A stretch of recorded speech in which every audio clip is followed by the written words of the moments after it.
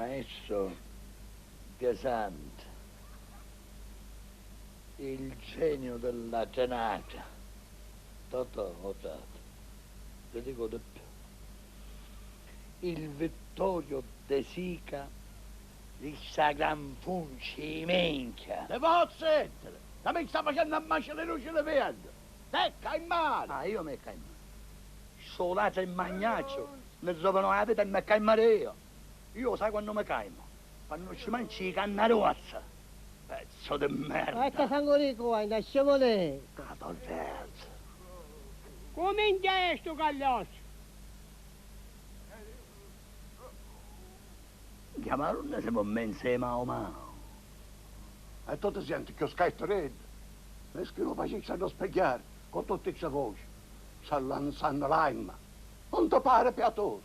Iddo, mi pare piatoso. E ora che arriva suo padrino Luciano e ne ha petto in culo a noi, dato un siamo piatoso, è vero? No, tanto il culo è nostro. Signore, io una proposta ce l'avrei. Parliamoci chiaro. Il mio cavallo si è azzoppato. Scusi, ma di quale cavallo parla? Un scecco americano, lo E paragliotto lo parrocchino. Scemo ne di guerra. E volete zittere ora? E lo facete parlare. Prego. Thank you. Così come non mi serve più a niente. Che peccato. La vita continua. Ma hai avuto la disgrazia di incontrare te incapace come voi. Mi servese. Piano. Io chiamo le cose con il loro nome. Però io posso darvi la possibilità di salvarvi il culo. Ecco. Semplice. Sarò io a dire a mio padrino, il mio padrino, Il signor Luciano. yeah. Un santuomo. Dicevo, sarò io personalmente a dirgli come sono andate le cose. Gli dirò che il povero Errol, più ubriaco del solito, è caduto dalla finestra durante una pausa.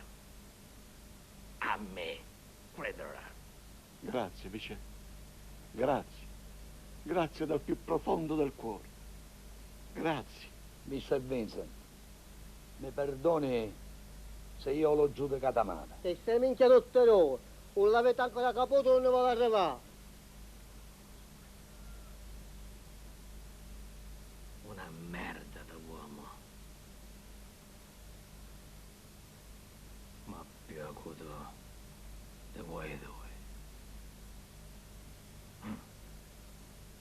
E con l'adda. So Vice, manco ne rissano l'occhio picchianci. $500. 50.000 dollari.